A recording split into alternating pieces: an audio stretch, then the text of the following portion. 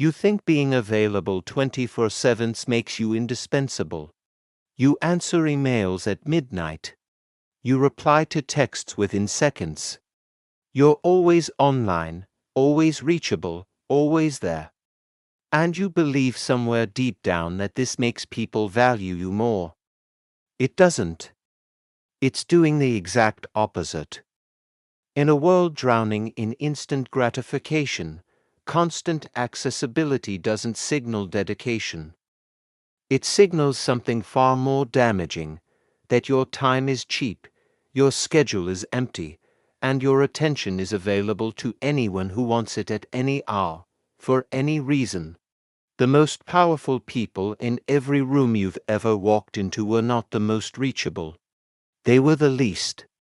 And today, we're going to talk about why and what the science of human psychology says about the devastating cost of always being on.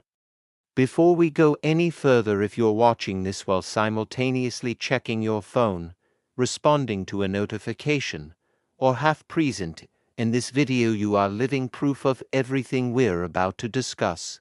And if you're not subscribed yet, ask yourself, how many times have you stumbled across content that could change your life and then forgot about it because you didn't commit? Subscribe right now. One click. Because the people who don't are the same people who'll be just as available, just as overlooked, and just as undervalued a year from now. Don't be that person. Let's start with the year we're actually living in 2026. The digital landscape has never been more aggressive. Push notifications, read receipts, active now indicators. Real-time collaboration tools that show your colleagues exactly when you're typing every layer of. Modern technology has been engineered with one goal: to keep you perpetually reachable and perpetually reactive. And it's working. Neuroscientists at the University of Sussex have identified what's now being called the response compulsion loop, a neurochemical cycle where receiving a message triggers a small dopamine release. Responding to it triggers another. And the anticipation of a reply keeps the brain in a state of chronic low-level arousal. In plain terms, your brain has been trained to crave the ping, not because responding is productive, not because it makes you better at your job or more meaningful in your relationships, but because the notification cycle mimics the same variable reward mechanism found in slot machines: unpredictable, intermittent, and neurologically addictive. This is not an accident, it is design. And the cost of this design is staggering. A 2025 study from the University of California found that knowledge workers check their communication channels an average of 74 times per day, and that after each interruption, it takes an average of 23 minutes to return to a state of genuine cognitive focus. Do the math. If you're checking your phone 74 times a day, you are mathematically incapable of doing deep work. You are spending your entire professional life in the shallow end, treading water, appearing busy while achieving a fraction of what you're actually capable of. And here's the part nobody tells you: the people watching you do this, your colleagues, your clients, your social circle, they notice. Not consciously, perhaps. But status perception is largely unconscious, and availability signals status. When you respond instantly, every time, to everyone, you are broadcasting loudly that you have nothing more important going on. I want you to think about someone in your life, professional or personal, whose opinion you really value. Someone whose time feels rare. Now think about how quickly they respond to messages. Exactly. This channel is built for people who are done being the most available person in the room. If that's you, subscribe. Because every video here is designed to give you back something that the digital world has been quietly stealing from you. If you're still on the fence, just know the cost of not changing this is already compounding. Every day you stay available to everyone is a day you become less valuable to anyone. Let's talk about status because this is where selective availability becomes a superpower. In every social and professional hierarchy, human beings are constantly unconsciously assessing each other's value through behavioral signals. Not just what you say, but how you move through the world. One of the most powerful signals: how you treat your own time. Robert Cialdini's foundational research on influence identified scarcity as one of the 6 core principles of human persuasion. We assign more value to things that are rare, and less value to things that are abundantly available. Your attention is no different.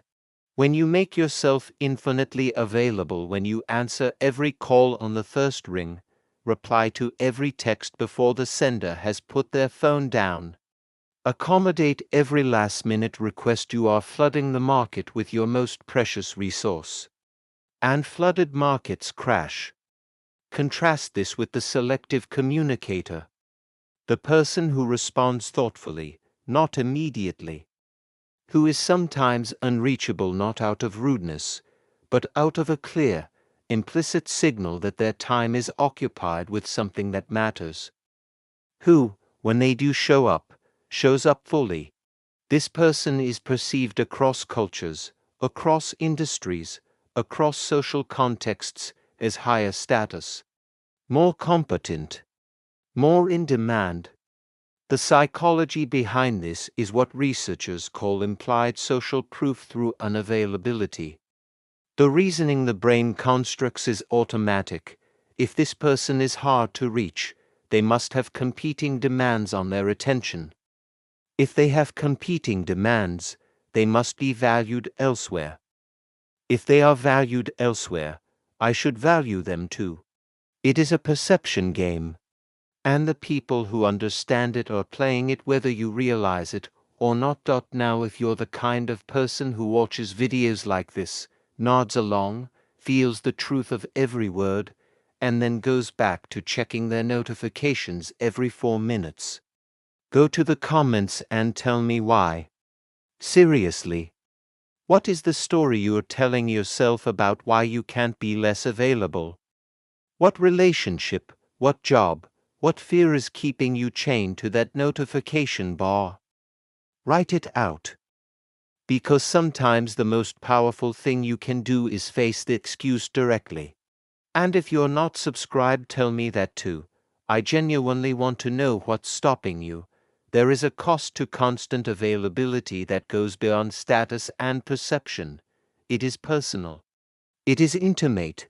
And for many people, it is the most devastating cost of all. Cal Newport, in his landmark work on deep work, defined the concept with surgical precision. Deep work is the ability to focus without distraction on a cognitively demanding task. It produces the output that creates real value in the world, the insight, the creative breakthrough, the strategic clarity that separates exceptional work from average work. And it is being systematically destroyed by the notification cycle. Every time your phone buzzes, your brain does not simply pause and resume. It context switches, a neurologically expensive process that fragments your attention, depletes your prefrontal cortex's executive function, and leaves you in a state of what researcher Linda Stone called continuous partial attention, present everywhere, focused nowhere. The result is not just lower productivity.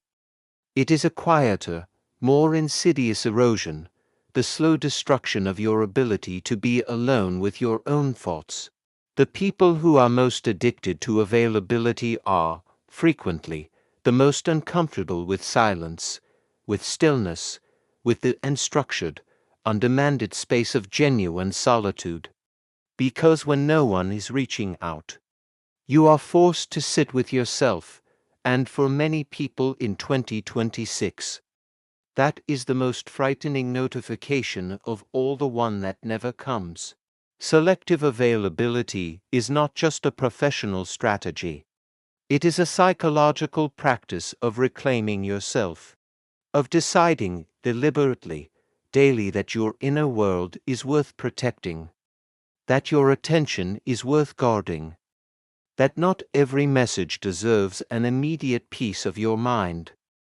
The most grounded, most respected, most psychologically whole people you know are not the most reachable. They are the most intentional. They respond on their terms. They exist on their schedule. And the world slowly, inevitably reorganizes itself around their boundaries. This is not arrogance. This is self-possession. And it is one of the rarest things in the modern world. Here's the uncomfortable truth. You already know everything we've talked about today is real. You've felt it, the anxiety of the unread message, the compulsion to check, the hollow feeling after a day spent reacting instead of creating. You know, you've always known. The question is whether you're going to do something about it or keep consuming content about change while staying exactly the same. Subscribing to this channel is a small act, but it's a declaration. It says, I am the kind of person who invests in growth. One click. Right now. The version of you that doesn't is still going to be available to everyone, valued by no one. 6 months from now, the most powerful shift you can make in your professional and personal life right now costs nothing. No investment. No skill set.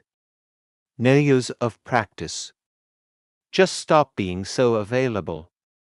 Let the message sit for an hour. Let the call go to voicemail. Close the tab. Put the phone in another room. Reclaim the silence. Because every moment you spend reacting to someone else's timeline is a moment you are not building your own. Selective availability is not a tactic. It is a philosophy. It is the decision made consciously, every single day, that your time has weight, that your attention has value, that you are not a vending machine that dispenses responses on demand. The world will not immediately reward you for this. Some people will be frustrated. Some will push back. Let them. Because the ones who matter, the ones worth impressing, worth building with, worth being close to, will respect it. They always do. The question was never whether being less reachable works. The question is whether you are willing to try. If this video resonated with you, subscribe. Right now. Not later. Not after the next video. Now. Because later is exactly the habit we've been talking about dismantling for the last 10 minutes. People who change their lives make decisions in the moment of clarity, not after it fades. And if you won't subscribe, go to the comments. Tell me the one thing in your life that's forcing you to stay constantly available. Let's have that conversation. I'll see you in the next one.